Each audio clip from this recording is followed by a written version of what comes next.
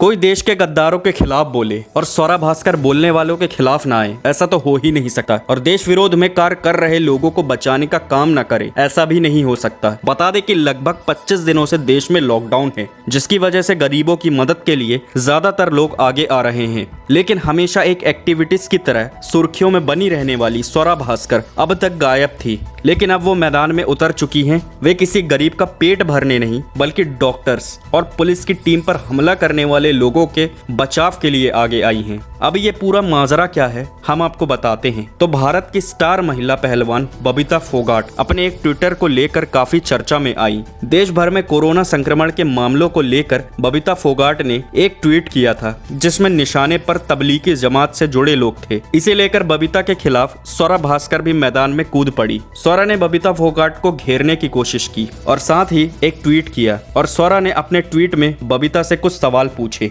स्वरा ने ट्विटर पर एक डाटा शेयर किया, जिसमें बताया गया है कि 9 से 19 मार्च के बीच भारत में कहां-कहां धार्मिक स्थलों पर कितने लोग पहुंचे थे। उन्होंने इस डाटा को शेयर करते हुए अपने ट्वीट में लिखा कि बबीता जी, यह आंकड़ा भी आप देखिए, क्या इन लाखों भक्तगण के कोरोना टेस्ट हुए हैं? कृपया इस पर भी अपनी टिप्पणी दे। और तबलीगी जमात के प्रोग्राम को चलने में तो दिल्ली पुलिस ने भी इजाजत दी थी। अब इस पर बबीता फोगाट ने जवाब में लिखा, 135 करोड़ के हमारे राष्ट्र में महामारी से बचाव के रेस्क्यू प्रयास और टेस्ट सरकार की तरफ से जारी हैं। दिल्ली से तो लाखों मजदूर भी बिहार और उत्तर प्रदेश के लिए निकले, पर कोरोना संक्रमण को फैलाने में सबसे आगे जाहिल जमाती ही क्यों हैं? अब स्वरा भास्कर और बबीता फोगाट के इस ट्वीट से पहले बबीता फोगाट ने एक ट्वीट और किया था, जिस पर सारी सियासत गरमाई और बबीता फोगाट को हिंदू मुस्लिम करने के टैग लगने लगे थे और काफी हल्ला भी हुआ था। बाद में बबीता ने एक वीडियो शेयर कर अपने आलोचकों को करारा जवाब भी दिया और अब सोशल मीडिया पर सपोर्ट बबीता फोगाट ट्रेंड कर रहा है। बबीता फोगाट ने वीडियो के माध्यम से ट्रोलर्स को करारा जवाब दिया है। उन्होंने वीडियो में कहा कि कुछ दिन पहले मैंने ट्वीट किया था, इसके बाद से कुछ लोग सोशल मीडिया पर गलत मैसेज करने लगे, गालियां देने लगे और फोन करके मुझे धमकी देने लगे। तो मैं उन लोगों को कह रही हूँ कि कान खोलकर सुन लो,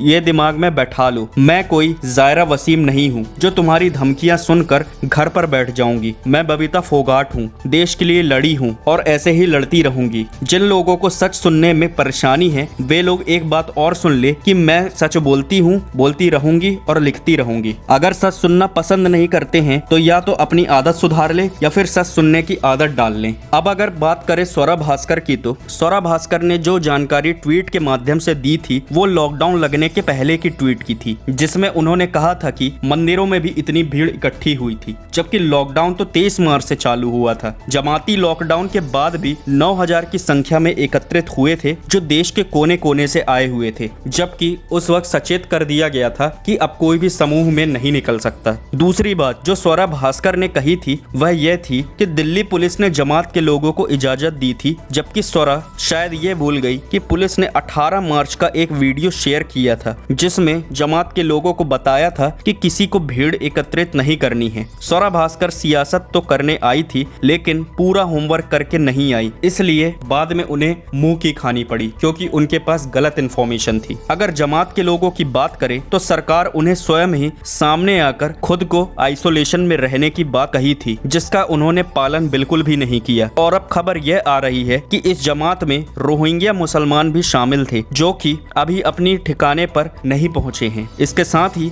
जमात के लोगों के बारे में पता चलने पर वो प्रशासन से छुपते छुपाते हुए जो जहां से आए थे वो वहां पहुंच गए हैं। इन सभी घटना के बाद से ही देश में कोरोना की संख्या अब तेजी से बढ़ती जा रही है। तो पीपल्स, आपकी क्या राय है इस बारे में मुझे नीचे कमेंट बॉक्स में बताएं। वीडियो की जानकारी अच्छी लगी हो तो इसे लाइक करें, चैनल को सब्सक्राइब करें, बेल आइकन को दबाएं और नोटिफिकेशन को सेलेक्ट ऑल कर लें, ताकि लेटेस्ट न्यूज और इस तरह की जानकारियां लगातार आपको मिलती रहें। धन्यवाद।